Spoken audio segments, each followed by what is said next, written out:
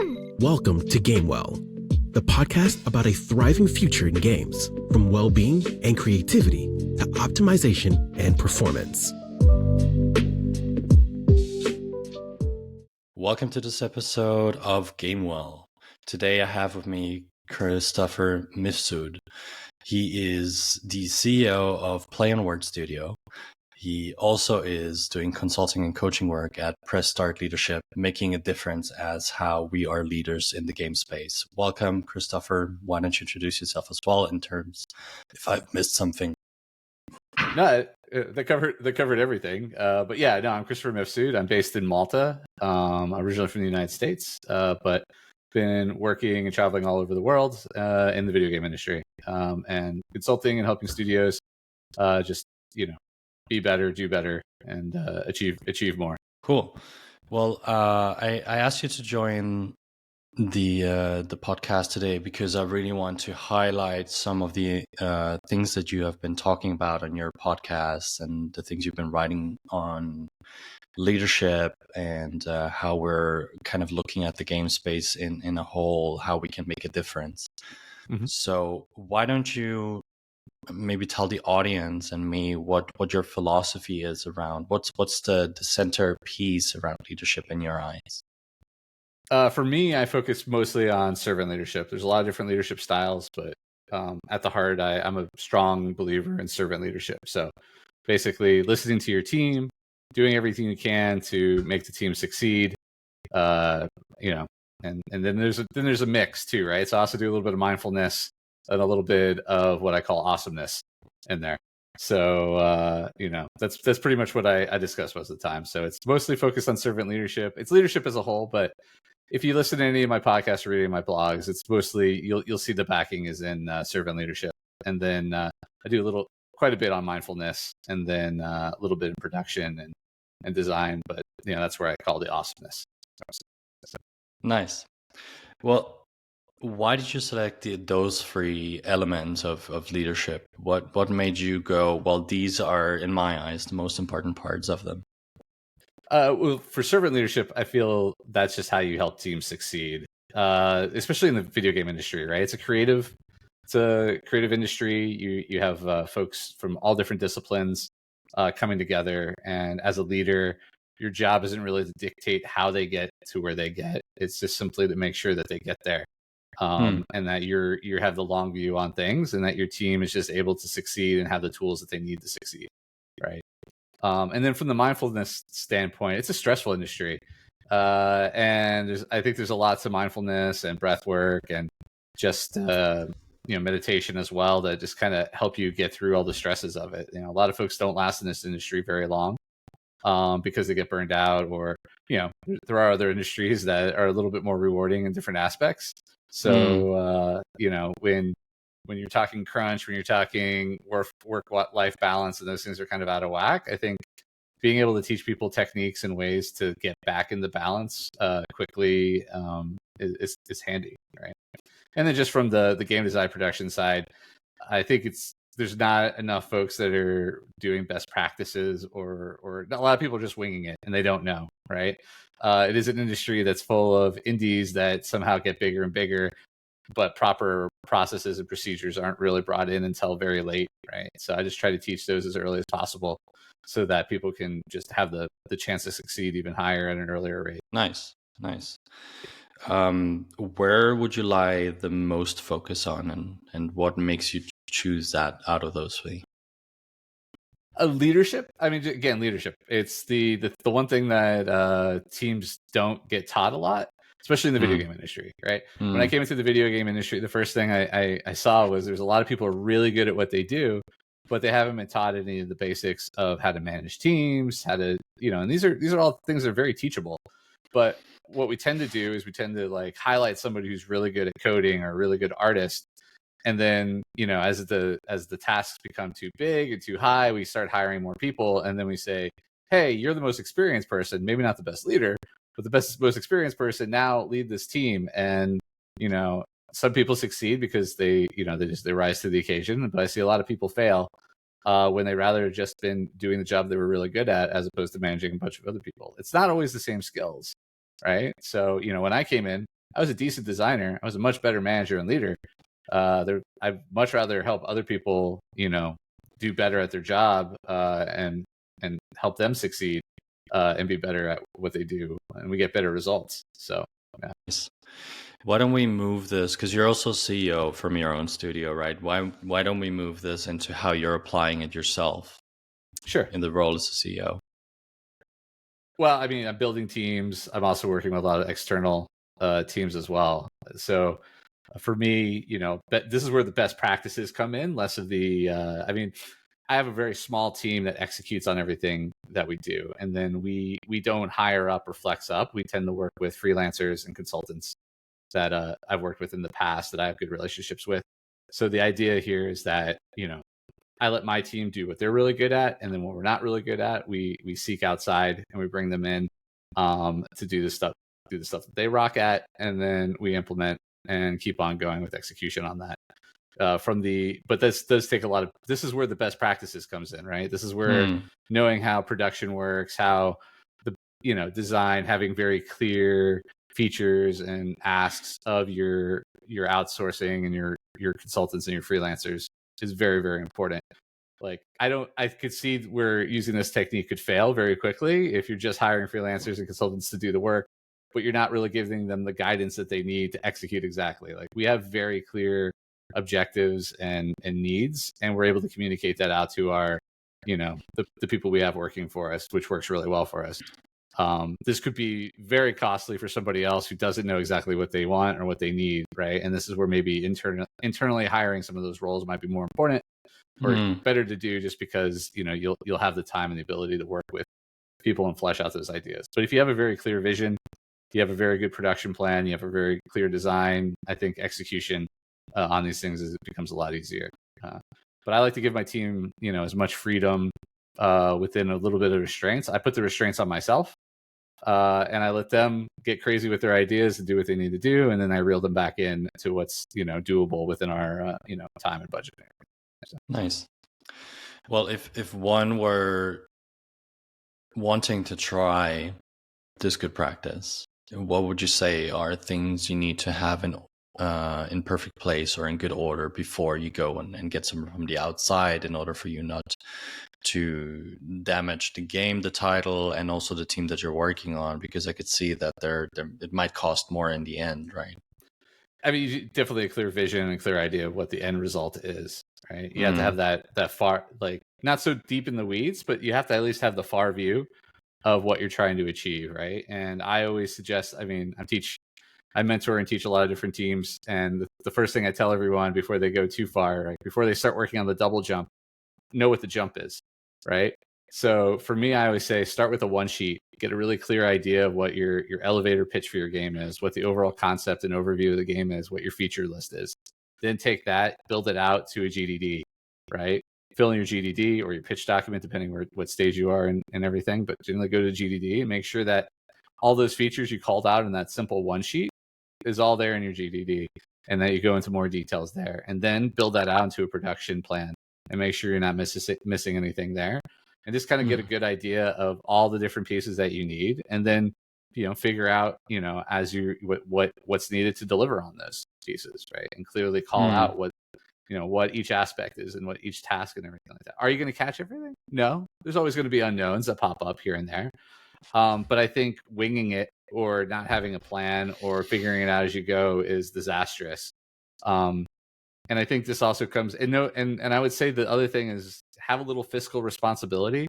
I find that there's a lot of that lacking in teams, is just knowing what things cost and thinking that they have forever to ideate or forever to keep making changes or things like that. There's a finite budget and that's what I think got a lot of companies in trouble, is the lack of fiscal responsibility and not sharing that even with their team and making them aware, right? Like, I'm not saying burden your team with every cost, but I do have to say that do make them aware of what changes and constantly changing and not settling on something, and not there is something to be said about finding the fun, right? You do have to take a little bit of time for that, but I think there's a lot of things you can do in pre-production before you even start costing things out and spending money that would actually save you in the long run of finding that fun early on, and then moving along. But I know there's some people that are like, oh no, you need all the time in the world. You need to be able to do all kinds of craziness. And I say, good for you if you have an unlimited budget, but I think, we don't always have that. So if that's the case, I think being, smart about how you handle things, right? And executing on things and being more clever in what you do. I think, there's nothing wrong with having a plan and multiple plans. I think where I see people fail is where they don't have one. Yeah. Okay. And I've heard you talk a lot about knowing what the end goal is, and that's I think that's kind of going into the what you're building. What is the game you're building? What is the title? What is the mechanisms and all that, right? I think there's even more layers to this, right? It's the why you're building this particular game. Why do you have this particular team? How are you building it? What is the how? Like, what are the mechanisms that you feel are important to address there? How has it looked for you in real life as well? Like, maybe you could have some concrete example that you've been facing of a scenario or something, so people can live themselves more into it, maybe have a little bit of an immersive experience while they're listening to this, right? If possible. Sure. Your team is key. Like, once you figured out what you're making, right? I think how you make it is your team, right? And or the other resources like freelancers, contractors, and so forth. So you have to have a really good idea of who and what everybody is and what they're doing and what their responsibilities are, and making sure they have the right skill sets. And if they don't have the right skill sets, how do you either complement those, what they lack, right? Or just live with the quality level that you're going to get based off of what you have at your disposal, right? I used to work in the film industry early on, in special effects makeup specifically. And the way that process worked was you could have a couple people that were really strong in different departments and people that weren't so strong in some others. And the end result would still be pretty good because, one person could make up for another one's deficiencies here and there, right? And I think it's the same thing in the video game industry, to be honest. Like, you can have folks that are really, really strong in some departments. Not everyone has to. You're not as weak as the weakest link. You're as strong as your strongest link, I think. I think people do lift each other up. And I think that's a better way to kind of look at it. So I'm just trying to think of, like, I had a couple instances where early on I put some folks that I wasn't sure about on some smaller tasks, right? I went out and I had some things to test them out on. And I think that worked out pretty well because in some cases they rocked and they were awesome. And I was able to know that I could go forward working with them. And then I had other ones that I was horrified by, but because the risk was low and the costing was low, it wasn't like I didn't do too much damage to my budget. I was able to kind of pivot, find somebody else who was the right fit, right? And I think if you do have the ability to wait for the right fit sometimes, or find the right fit, definitely do it.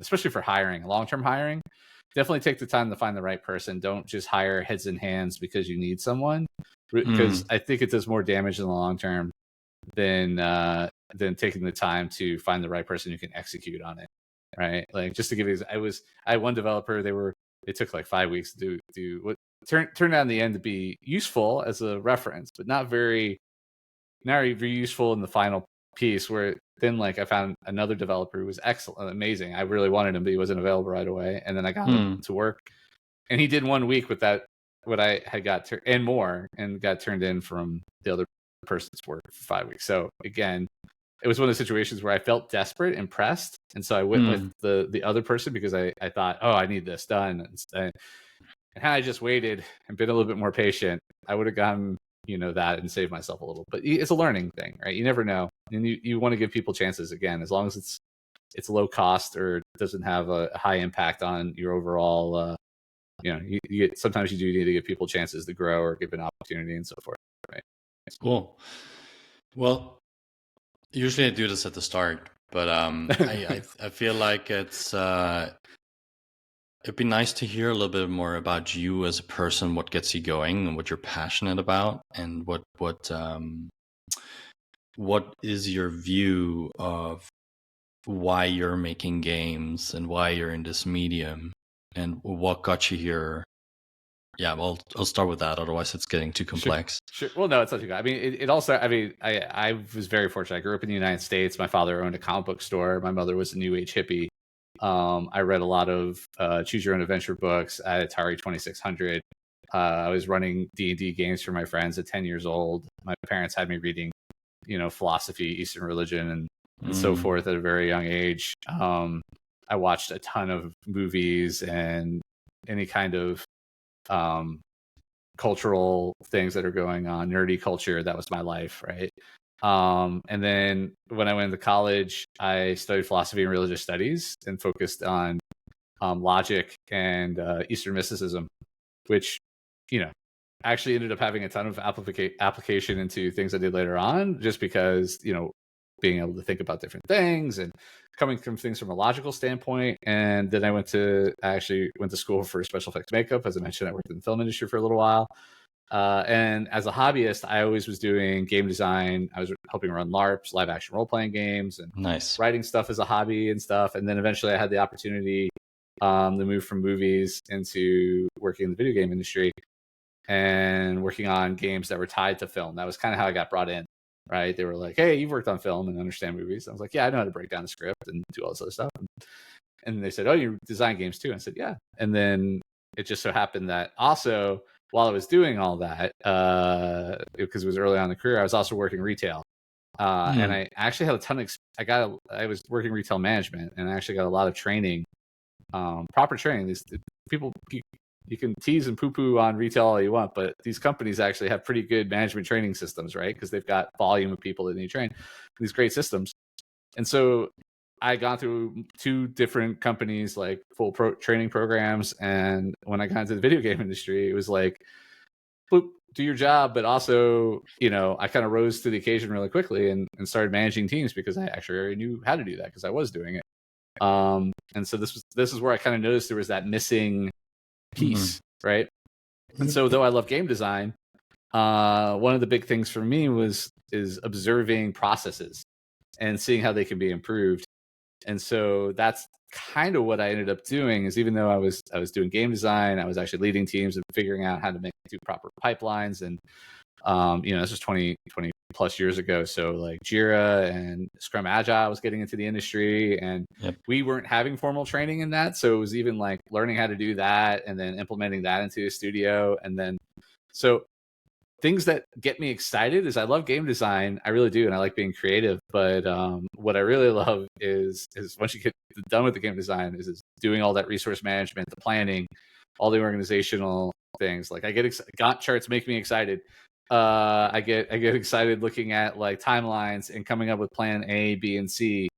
And right now I mentor a lot of other startups besides my own company, and a lot of them are in this process right now where they're finishing out their GDD and they're moving on to doing a production plan. And I'm getting all excited sharing tools and telling them how to like fix things. And like, cause like in my sleep, I love I do planning in my sleep. Like I had plan A, plan B, plan C. So there was a joke at one of my old companies that, sort of a joke. I feel like he took it for granted sometimes too, but he was always like, oh, don't worry, Chris always has a plan. And it'd be because like I walk through the hallway and I'd hear the CEO just say something random and I'd be like, uh-oh. And then I'd start thinking like, how do we plan and fix for that, right? And then we'd be in a meeting and he would say it. And I was like, all right, well, don't worry. We could do this, this, and this. And this is kind of how I got into that piece. The other part I really, really enjoy is a little bit on the biz dev side. I don't like biz dev, but I actually like sales a little bit. And I like working with clients and customers.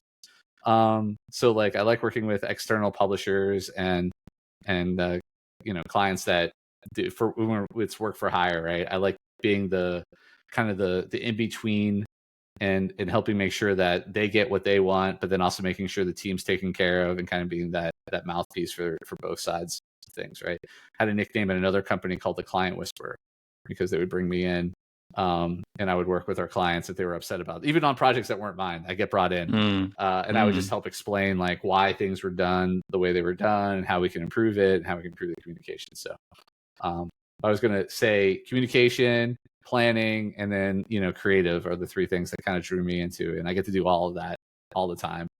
And mentoring, I really do like mentoring my teams. Right. So, and then, that's like the bonus side is I get to work with a lot of, new CEOs or new teams that I've never done any of this stuff before and kind of teach them and show them best practices.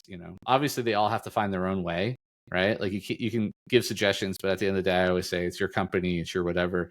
You need to make the decision on what you feel is the best way to do it. All I can do is say this didn't work in the past. I haven't seen it work, but if you want to try it again differently, maybe you'll make it work, right? But just try and make them steer clear of the icebergs, right? So yeah.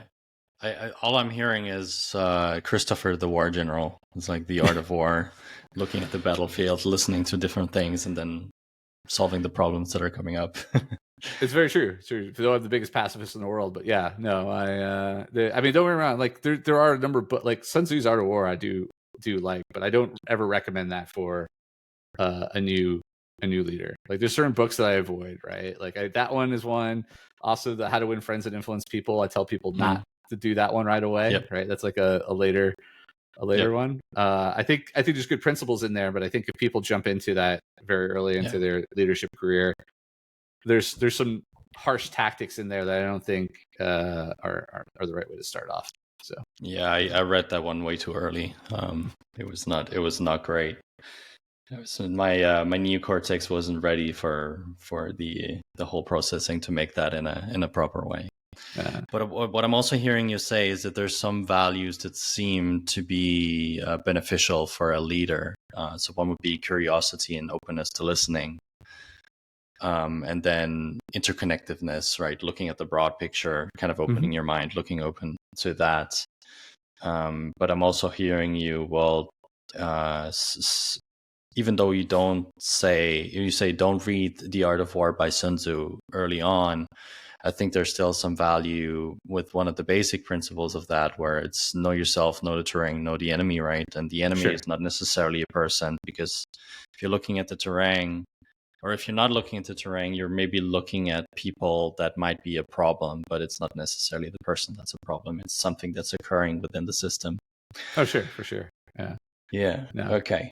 That's really cool. But I would, if I was going to recommend a book, I would say on the flip of that would be Lao Tzu's The Tao Te Ching, right? Oh, so wow. that's a treatise on how a prince should rule his people, right? And that's all. I mean, that is pure servant leadership in of itself. So the great principles there on that.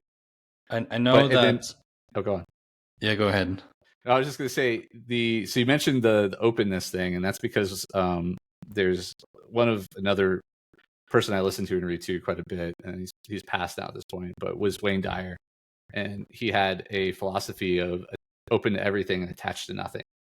And it's a really hard way to live life, because obviously we always have the baggage that we carry with us, whether it's culturally or whatever. But if you really can approach things being very open and realizing that there are other perspectives, and the whole attached to nothing means that doesn't mean that don't have values, obviously have them, but be open to those values being malleable based off of new information and the things that you have, right? And it's really like one of the key principles that I try to live by, is that whole, open to everything, attached to nothing. It's tricky. It doesn't work all the time, right? Because there's definitely things that I'm just like, oh, what? No. But it definitely is allowed, again, like you said, be adaptable to the scene, right? Know your thing. And another good book, again, just cut some books that talk about that principle you were talking about knowing the field, is The First 90 Days. It's a book that I recommend to any leader that's coming into a new organization, or even just starting a new role in an organization or whatever. It's just, basically breaks down the whole, like, don't just go in and make big changes. Like, take a moment, observe what's actually needs to be done for this company in this situation. Who are your allies? What are low-hanging fruit? What are some plans that you could put into place? How do you have actionable things, right? And again, all these principles are very intertwined, right? Like, they're all, again, it's all about being somewhat of a tactician, like you kind of mentioned, right?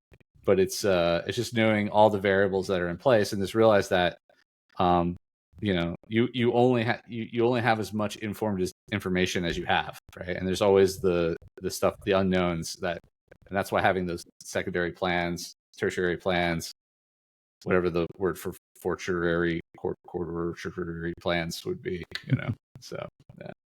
ABCD plans. How about that? That's easier to do. It's a lot easier to say, and probably also easier to remember. no matter how old you are.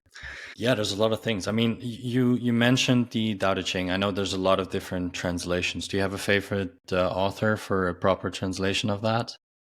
I've read, so this was one of the books I focused on quite a bit in college. And to be honest, I think I've read at least 10 different translations of it. They're all very similar to each other. I don't feel like there's one that holds the core more than another one, to be honest. Okay. So yeah, just I think read you're pretty safe. Yeah. I think I don't think I've ever read one and said, oh, that's a really weird way to put that. I mean, unless it was like a super direct translation, but I don't think I've ever read one like that. Nice. Let's go maybe into, because these are very universal principles of leadership that could apply to any field, right? I would love to go into maybe some areas of studio organization or leadership that is a very game specific. Game specific. See, this is the thing I find interesting is that leadership principles there are like just kind of foundational things, right? But I guess specific, I don't know. I guess I wouldn't even say okay, but this comes in handy. I will say for video game industry because there's a principle that someone I used to work with a long time ago. He called it the high five theory. He was really big in the high fives, and it's really more of 5, right? Is that you shouldn't have more than 5 to 7 direct reports. Because after that, it becomes very hard to actually give them the proper attention that they need, right? Because, I mean, there's a lot of studios that feel like, oh, we're a working manager studio, so 80% work, 20% management. And I don't think you're giving your teams the proper attention they need to actually succeed. And that also puts a lot of work on the manager. That I think like there's a number of things as a leader and as a manager that you need to have time to focus for planning, for mentoring, for checking in and so forth. And then if you're on top of that actually doing work, I don't think it's a path to success. I know it works for some people, but I think there are that also to be said.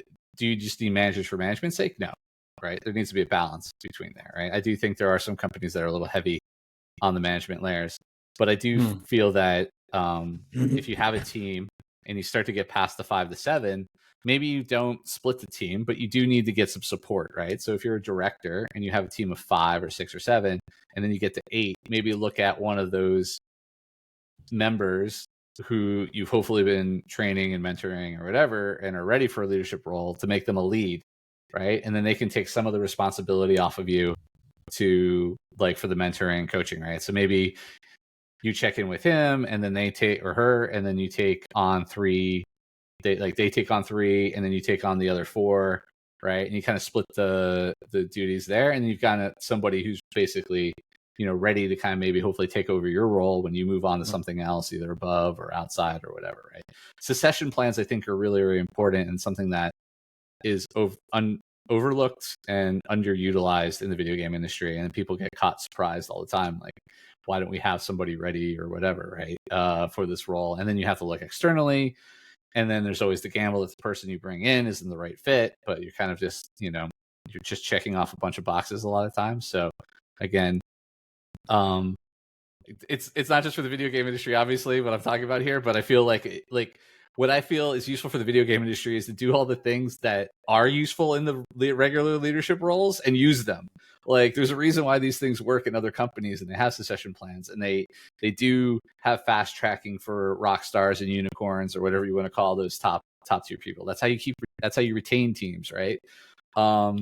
I think again, the video game industry suffers from the fact that it's a very creative industry with a lot of folks who don't have have a lot of business training or acumen. And then you bring in people who do, but they lack the passion or the creativity. So then there's a dissonance between the two. And then you see a lot of the actions that end up happening in our industry where studios are shut down, these great creative things or whatever, because of bottom line and dollars and stuff like that, right? But I feel if we just took a little bit of time in training the creatives with some of these skills, because they're all very trainable things, that we don't have to necessarily give up our power and influence within our industry to folks who don't actually care about our industry, but just care about the money that the industry makes. So this is where I kind of wave my little bit of my flag of the anti-capitalism, pro creativeness of the video game industry. But I don't think you have to lose both. I just feel like we do need to take some time in training, and again, little fiscal responsibility, a little like best practices in succession planning and management training and basic skills and so forth, right? I think you hear all the time about these folks that are just like, oh, I had a horrible manager. This is the worst manager ever. And there's a lot of those horrible stories in the video game industry. I mean, every industry. But again, it's a lack of accountability. It's again putting the wrong things as priorities, right? So bottom lines, and a lot of times people won't get rid of horrible people because, oh, that's the person who's responsible for the thing that makes us the most money, and you're just like, what a horrible choice system there. And I think also we miss the all the other potential that's there. There's tons of people that can contribute and do just as good in the industry. So bring it back to your question. If I was to say, like, what should you do for the video game industry specifically, I think do take a look at the principles that are used in other businesses and start implementing them sooner. They're not as hard to do, and don't wait until your company's like super big or whatever, because I feel like by that time you're already infested with the wrong type of business people in your upper echelon, and the good folks who are actually making the creative pieces or whatever have already been kind of alienated or pushed out, or blocked out from those decisions. Yeah. I guess to that point, if you're looking at some principles that work in businesses, maybe if you're looking at the principles, then there are loads of companies that have done it in a proper way that are creative and still are creative first individuals and still making a lot of money. One of my favorite ones for this would be Patagonia, which I love as a business case in terms of how they're building their whole structure, because they're still very centric to who they are. And they have this one rule that I love that I actually have been thinking about. And it's let my people go surfing. So they have this unspoken rule, right, where there's like, let my people go do X, let my people go game. But there's a way where you can still be very productive and 100%. Creative. I agree with that. And not lose the soul to the devil of capitalism, if you want to put it that way. Yeah. What would you say are activities on both camps? So what are activities from the typical business school of thought that are taking too much time out of creating games? And where are the people creating the games, no matter what role you have, spend too much time? And what's usually a fallacy that's taking too much time, that's not giving the result that the entity of the game itself kind of wants to happen? Yeah, so on the business side, I would see the fallacy that I see all the time is they think like we don't make widgets in the video game industry, right? And so kind of going back to what we were talking about, to let my team go surfing or whatever, is we do deliver on different things, not necessarily product per se, right? But we have objectives, we have end results that we're looking for. How you achieve those end results, and as long as they're done in whatever time frame they're done, I don't care how you do it. As long as like it fits within the timeline that we've allotted ourselves, right? And I think from a business standpoint, I always see like, oh, I need to have people in an office, I need to see what they're doing, I need to see whatever. And I was like, that's not how creative people work, right? And also like there's a lot of things that can interrupt them, right? Like messes up people's flow, messes up things that like, flow is very important. I know you think about that and talk about that, so we could discuss that a little bit more in a bit, but for sure, I mean, it's a thing, right? Like, and so, going back to your let my give my team, time to surf, is I always say like, hey, you have this thing, I need it by Friday. I don't care, as long as you get it to me by Friday, I don't care what else you do, right? I mean, I'd love you to take on more work if you really get done with it earlier, but like, we're on schedule. As long as we're on schedule and everything's going the way we need to, you get the work done. If that means you're watching a YouTube video to take a break or do whatever, fine, whatever. Like, it's not my clear objective is you said you're going to do this by X time. You've committed to it, right? I've asked you what you need to achieve that. I provided that to you. You achieve it. Who cares about the rest, right? I mean, why does any of that matter? So I definitely agree, because everyone operates differently. Like, I like to work on multiple projects at once. Some people don't. Some people only want to work on one thing, right? Like, I like to take some time, step away, work on something else, get my mind going, give myself some free time to walk and do whatever I need to. Sometimes my best work comes in the middle of the night, right? And I'll start doing that, right? Why does it need to be, again, I'm not making widgets. I'm not in a factory. It doesn't matter. I'm not doing a thing. Like, those times are, those are antiquated. The problem is there's a lot of folks who, one, did it a certain way back in their day, and they're determined to force people to keep doing it that way because either A, they don't know any better, or two, they feel like, well, I had to do that, so you have to do that too. It's a lot of the folks that like have been in this industry and they feel like crunch is a necessity. Like, we have to have crunch. It's like, why? Crunch to me is poor planning. Crunch to me is someone who doesn't know how to plan, doesn't know what the resources are, doesn't know how to do aggressive estimations, which is kind of, I like aggressive estimations. It's like my favorite technique. But gets people to actually, like, if you actually are planning, you shouldn't have to.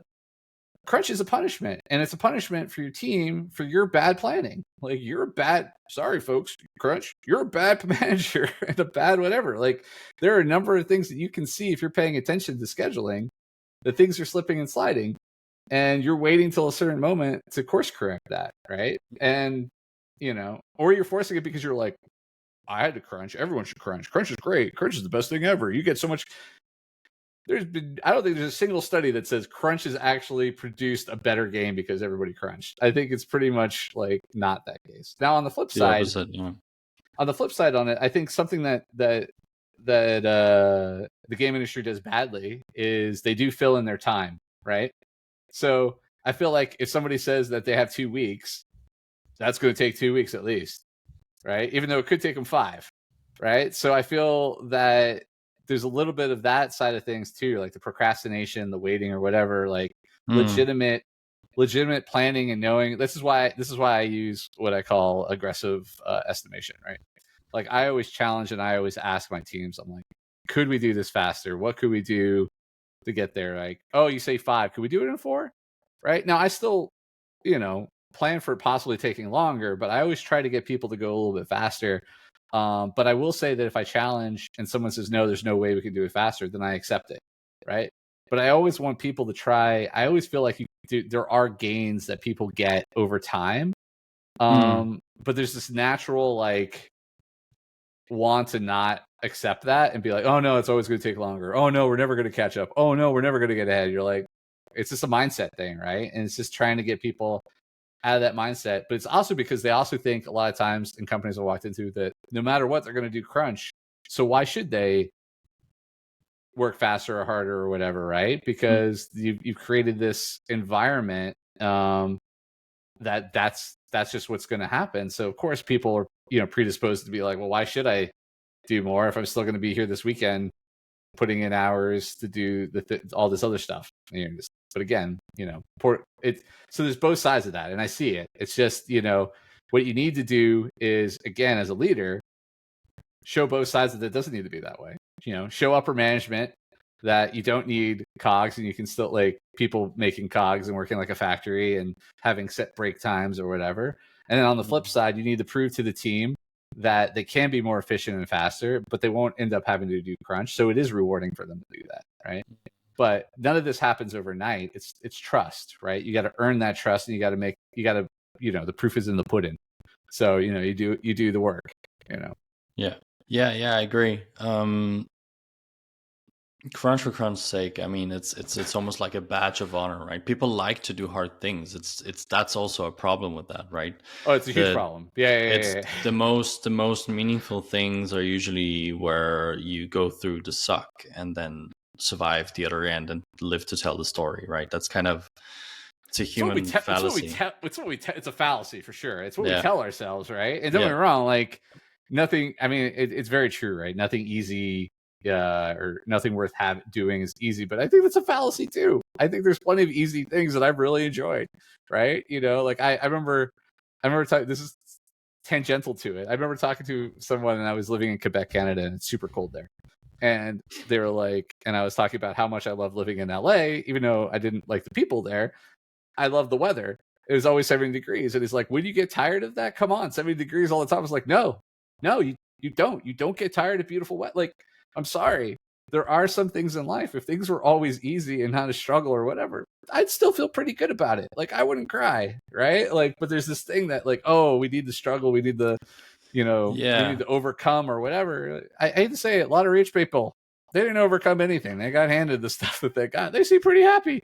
I'm just gonna go with that on the record there. Let's say, I guess I like to take a nuanced aspect to it. It's I see a lot of people having this. I need the badge of honor. I need to have survived this, and it's the same in law, and it's the same in games, and it's the same in a lot of different places where I am. And I see value to hard things, but then you need to be very clear on why you're going through that hard things, right? Training for a marathon and run it. That's sure, pretty awesome completion, right? It's something, it gives you something mentally. Mm-hmm. But then you're doing it not just because you want to do hard things, but you're doing it because you want to grow. And so I can see that there might be a place and time for a specific team that wants to do crunch, but then it needs to be a mutual agreement to go hyperbolic. But the studies just show that if you want to do that, you need to plan meticulously. You got to go full Christopher on it. Yeah, it's still planning, right? Yeah. Like it's still like, and that's what I'm saying. Like, so sustained crunch is what I don't like, right? I think there's a point, if you're looking at your schedule and you see things are slipping or whatever, you go to your team and you say, hey guys and gals, we're slipping. If this continues like this, we're going to have to do this hard for a really long time. Yeah. However, if we go this weekend and we do this, we catch up here and do this thing, then that fixes everything and we should be on course again, unless we slip or whatever, right? Now, it's there are ways to catch it and catch it earlier, right? Like, so then the question is, would you prefer to do 2 days of crunch this weekend and then maybe another 6 months or whatever down the line we might have to do it again, or do you want to put it off and then have to do crunching for 2 months, right? And because that's where it snowballs usually, right? So things you can catch is, but again, it's having the conversation, it's being honest with people and giving them an opportunity. I've actually lucked out, and I've had a lot of teams that course corrected themselves, right? Like, because it's not usually the entire team that's slipping. It's usually like something happened, whatever. And I've had folks that are like, you know what, if I come in this weekend, I can catch up on this and I'll do that. And they put in the time, and it's like, cool. And then, I keep track of it. And then usually I'm like, hey, later on the time, you've caught up, we're ahead or whatever. You need to take an extra day. Why don't you do it? You put the time in before, right? Yeah. That's where it's really fair, I think. But that's not, again, how some of these managers and leaders look at things, because, again, they're looking at numbers and it's building the pyramids. Yeah, they're just they've stopped looking at it from a human beings working collaboratively on a creative project or whatever, and putting out something like magical to just being like, again, a cog, right? Oh, we're making cogs.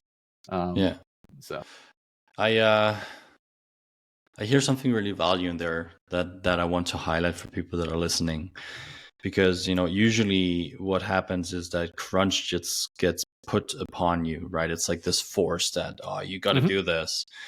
And there's a lot of things happening down the line that are not being addressed. Are people getting overwhelmed and they're not doing the work? Are they getting too bored with the project? Are they not working towards their own improvement and mastery? Is this why we're behind?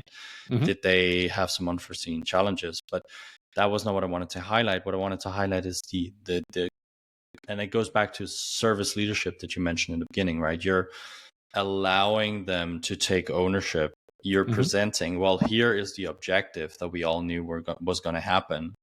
Something has happened that doesn't allow us to accomplish this. So now you're co-creating, and this is the creative part as a leader, right? You're co-creating the right solution for them in order for them to still make do. Yeah. And there's a lot of potential for flow there where they're finding more agency and ownership and autonomy back in the process again, where they're like, well, I would like to do it this weekend, or I would like to do it later, or I would like to add an hour every day instead, right? So there's more, right? there's a principle that can be applied, and I guess the leadership principle is to listen but hold your position in a way with the objective, and then allowing them to create the solution that they're comfortable in doing. And this way they also have skin in the game. If you're just putting them into crunch and giving them this huge deadline, then they're just rambling on, they're filling the time, and then they get pressed into it.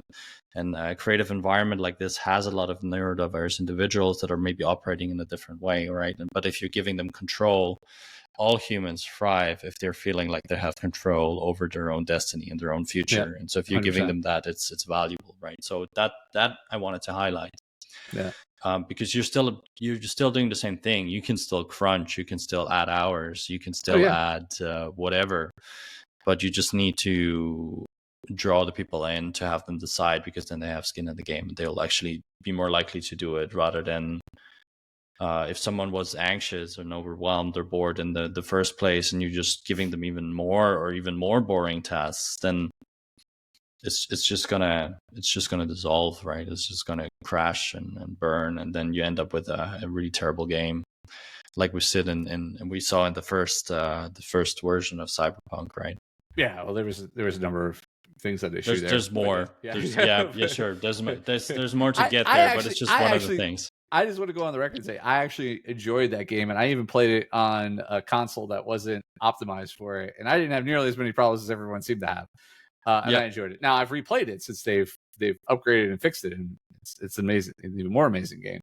But I still really liked it. But no, I do see all the challenges that were there and the problems. I will say this though, even when you do still need to trust but verify, right? So even when you give teams that ability to whatever, you do have to set proper like check-in points to say like, are you on track? Are we still doing this, right? And if they are, great. And if not, again, have that conversation, say, what can we do to improve or whatever. But I flip it back again to the leader to say like, hey, this sounds like a great plan. What do you need from me to succeed, right? Yeah. Because you never want to set your team up for failure. But I also want to say that once you've given them all the ability that they've asked for and they still don't deliver, that's a different conversation, right? Like I always want to push back because I think people misconstrue servant leadership as simply like being bossed around and but it's not the case. It's like you're actually more in control than anything else. But at the end of the day, if your team isn't delivering on what you need or whatever, then you have to have some harder conversations and stuff like that. Sure. Or step in and take on a little bit different techniques. But I do agree with you that chances are you won't need to do that because you've given them, all these different tools and ways to succeed, right? But the idea here again is that there will always be, again, depending on the situation, there'll always be individuals who may abuse that or whatever, and that's a different situation. So I guess, if you've created and given ownership back, it's a lot easier to have the harder, more intense conversations because you can hold them up, right? If you force something to the employee, they can always push back. Yeah, exactly. This wasn't really something that we can do, and now you could even neutrally deliver it. Hey, listen, you said this was going to work this way. It seems it's not going to work out. So what is happening here? What can we do, right? And then it's a lot easier to have that conversation because you had an agreement, and you can help them keep their word and their agreement in this way. So it's just a different scenario. You're not the slaver with the whip. You're the person that's pushing the cart behind them.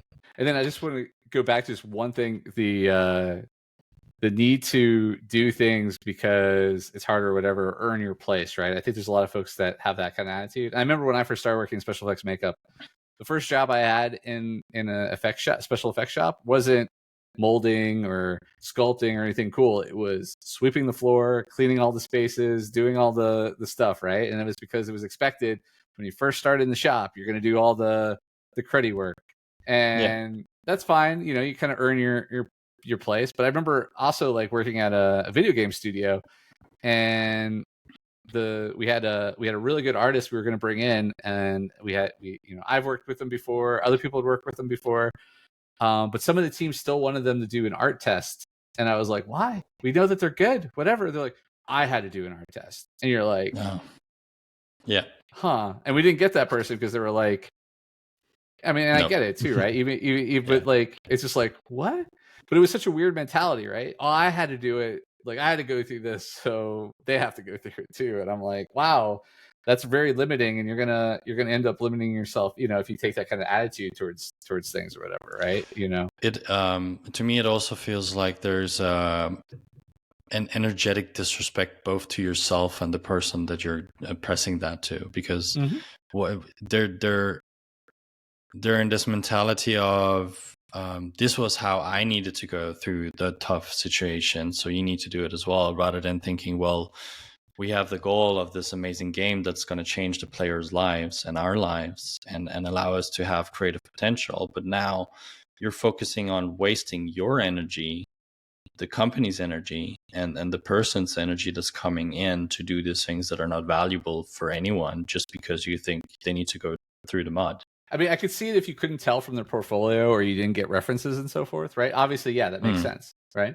But it was one of those situations where I'm like, what a weird stipulation, simply because, right? Not because it was actually, contributed to anything that would make that decision any easier or better or whatever. So yeah, it happens. But I just pointed out because I do see a lot of people sometimes spend a lot of energy on the wrong thing sometimes, right? We were talking about like, what are, and I think that's just one of those things where it's just like, wow, you're not looking at the big picture there. You're very, focused on the me, and what was my experience and so forth, right? And I quote my favorite album from the 90s was by a band called Fishbone, and it was called "If you give a monkey a brain, he'll swear he's the center of the universe." And we're all just monkeys with brains, and we all think we're the center of the universe. So it's always about our experience and our thing and our whatever. And I think that's also where I like servant leadership, because it steps away from the me, and it's focused on the other folks and making them succeed. I mean, we just talked a little bit about flow before. You mentioned it, that I talk about a lot of things, and one of the most major conditions for flow to happen as a state, both in an organization and individual, is the merging with activity and the loss of self. So if you're self-aware, so if you're in that center of yourself, then you're not going to be in flow. You're just going to be doing grunt work. You're going to struggle. So that's just a little nugget that I think. Yeah, no, I totally agree. Yeah. And another thing here is that paying attention, right? Paying attention and then observing and getting a right idea of the situation is what we've talked throughout this whole conversation. And I guess it ties into the principle of mindfulness. And I feel that a lot of people are thinking of mindfulness of this thing that they need to do to not be stressed. Yeah. It's a little bit more than that. It's a little bit more than that. But I think, if you're tying it to other things that are actually valuable in the day to day, then maybe there's a little bit less pushback towards something like that. So maybe you could talk on that in terms of what you see are other qualities that you can have, and what are easy ways for people to do mindfulness without needing to go on a mountain and sit cross-legged and do even all sorts of yeah. Those are valuable, I know, but right when you said it's be the observer, right? That's always like when you're talking about how be the observer, right? Take yourself out for a moment and be the observer in the situation, right? Like, so, that's where taking that pause, taking that moment of breath, taking that whatever, if you're in a stressful situation, if you're in a moment of conflict or whatever, pause, stop it, right? I tell people all the time, you're having a discussion with someone and it starts to get emotional or energetic in a negative way, stop the conversation immediately, like in a polite way, and just say, hey, let's come back to this. Give everybody space to get in a non-emotional moment, because the idea really of being the observer is just like, take yourself out of the moment, out of you, right? Not be the monkey, right? And observe and try and have that objectivity of the situation and try and see all the different possibilities that are going on there. This I would not say is super easy to do, obviously, right? Like it's that whole like that openness piece.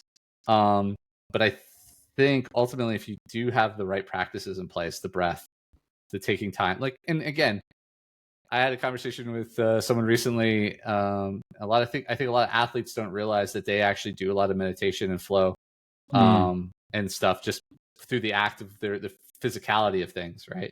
That like when they go for a run or when they're lifting weights or when they're swimming or whatever, they step into actually a state of meditation, right? There's breath work there, right? They might not be doing it per se in the same proper I air quotes proper for people listening, not watching, and is that, you know, there's, but they are still in the same kind of states that you get to. Same thing with like artists, right? Sculpting, I used to find being a very meditative state for me, that I could do sculpting because it's like physical, but at the same time I'm kind of focused, but I also in my mind I'm letting go and I'm letting thoughts come, you know. All these kinds of things attribute to that, and your ability to kind of like, again, observe, right, and add into that. But if I was going to say the best practice of mindfulness and the best thing you can step away from, get from it, is that be the observer, because I think it allows you to take a moment to reflect, in reflection, right? So which is the same, except being the observer can kind of happen in the moment. I think reflection is an afterthought, but it's still useful practice, right? Of looking back and going, how could I have done that differently, right? How could I have approached that differently? It's a lot of what ifs, because again, you'll never be able to fully see like what the outcomes are.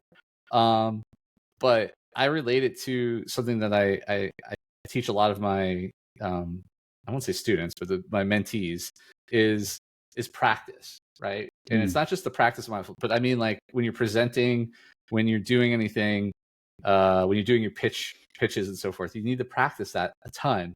You need to practice it to the point where you can do it in your sleep. You do the practice, and you're not just practicing, you're also practicing like what questions you might get and things. And I say that I say they need to be like improv actors. And they're like, well, wait, I just improv? And I'm like, no. The best improv actors in the world don't improvise. They practice. They practice a million times, different scenarios and different acts, and they have a little tool belt, right? That lets them, you know, pull out at a single moment. Like they have like 20 jokes about ducks, and they get geese. Well, they could just adapt that, right? And so it's the same thing with mindfulness and reflection. Is practicing reflection and practicing how can I be better, and how do the next time I'm in this situation, how do I react differently, and how do I maybe, or better yet, don't react, right? How do I, you know, let it come naturally and respond as opposed to reaction, right? And these are like, again, response versus reaction. These are all things that with proper mindfulness and proper training and just practice, though, again, different practice, but practice, you know, get you there. My wife hates meditation, but she still does it because she always sees how all the benefits I get of it. And she had, you know, and over the years she's practiced, not as regularly as I do, but she does. She gets it, right? But it's not one of those things you just sit and do, and all of a sudden you're like the Buddha, right? Like it's not. I mean, well, there probably are some people who just sit down and they're the Buddha, and they probably are the Buddha, and that's why they can just sit down and do it. But most people need to sit down and practice and learn the breath techniques and all the different things that are there, and not be judgmental, right? That's the other part, right? It's a big part of mindfulness is not being judgmental on both sides, right? That's part of being the observer, because you're not judging people. You're stepping out of that judgment, that state of judgment, and you're seeing things from like an objective perspective, right? So, you know, there's a lot that's all tied into those different pieces. And I just rambled a lot about a lot of different things, so I'll pause there. So yeah, I mean, there's so many good nuggets in there as well, right? I'm hearing you say you're using your attention on an activity or something that allows you to observe the activity rather than being entangled in it, right? So if you can be meditating all the time. You can be meditating while designing a new game. You could be meditating while putting garbage out. You could be meditating whenever. It's not about what you're doing. It's about how you do it. One of the techniques, so one of the techniques I was taught a long time ago is just being mindful when you're washing your hands. Washing your hands is an act that we don't really take the time to actually think about, and we just do, right? We go to the sink, put the soap in, whatever. But a good practice is just when you go to wash your hands, just be mindful of the moment of that. The other one is brushing your teeth with the opposite hand that you normally do, right? To kind of just as a trick to try and just be more mindful of how you do it, because when you brush your teeth with your regular hand, you just do it. Right? Autopilot. So yeah, it's autopilot, right? It's the whole, like, when you go for a walk, being mindful and noticing the flowers, the cracks in the sidewalk, as opposed to like, how many times do we walk the same path every day and just go into like bloop mode, right? So there's like a mixed bag of attentiveness, but then also realizing that like you don't want to be zoned out either. Zoned out is actually not always a good thing either, right? So it's that mix of zone but attentive. Don't turn your life into an AFK game. Yeah, exactly. Yeah, 100%. Yeah. Well, Christopher, I want to be respectful of your time and the listeners' time as well. Why don't you use the next couple of minutes to talk about whatever you feel like, where people can find you, whatever else you want to say to the audience? Sure. So if you like mindfulness, leadership, and awesomeness, then you should definitely check out pressstartleadership.com. There you'll find my blog where I put weekly articles about those three things. You'll also see links to my podcast where I also talk about those things, and my YouTube channel, which basically just repurposes it. So if you prefer to listen on YouTube, you can listen to it on there. If you prefer to listen on your favorite podcast, you can as well. And then if you're really into super cool up and coming narrative adventure games, you should check out playonwordstudios.com. You'll see our upcoming game called Shadow City Mysteries: Clockwork Noir, which is on Steam. You can wishlist, which would be really awesome if you did. So yeah, that's and I'm all over LinkedIn. So if you connect with me on LinkedIn, just look up Christopher Mifsud. I'll be the guy with the beard, the giant beard, and connect with me. Click the three dots and then click connect. Don't just follow me. Like, LinkedIn has it so you follow me first. But click the three dots, click the connect. I love connecting and networking with new people, so I'd love to have a chat with you. If you have any thoughts about what we've talked about today, I'd love to hear about it and talk about it more. Yeah. Nice. Well, thank you so much for listening in, and Christopher, thank you for being on. And just interact. If anything resonated, or if you don't agree, I would love that as well. Then write to us, either to Christopher or Mifsud, and we could talk about this again. All right. Thank you for this episode, and I'll catch you in the next one. Thanks so much, Kevin. Cheers. Thanks for checking out this episode of GameWell, the podcast to a thriving future in games. Make sure to like, comment, and subscribe so that you never miss an episode.